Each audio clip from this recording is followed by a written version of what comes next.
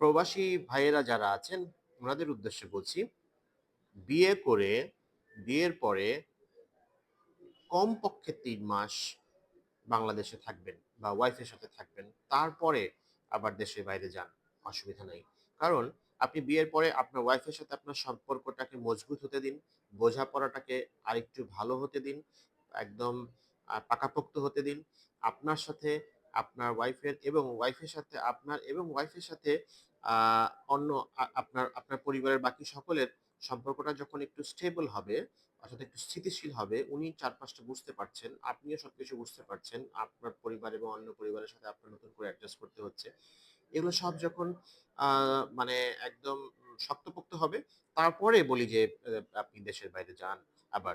হ্যাঁ? আর না হলে হয় কি, অনেক না বলা কথা, অনেক সমাধান করা হয় নাই এমন কিছু জমে থাকে, যেগুলো যাওয়ার পরে এদিকও না ওদিকও না, সমাধান হচ্ছে না। নানা রকম জটিলতা হয়। ওই জটিলতা মনের মধ্যে চাপ সৃষ্টি করতে পারে।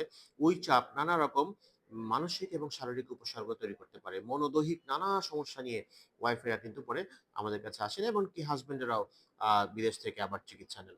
তাই বলছি, যারা এই ঈদে বাড়ি এসেছেন, বিয়ে করবেন বলে মনস্থির করেছেন, তারা ঈদের পরে এট লিস্ট ৩ মাস ওয়াইফের সাথে থাকেন। তারপরে যান। সেটা হলে সবচাইতে ভালো হইতো।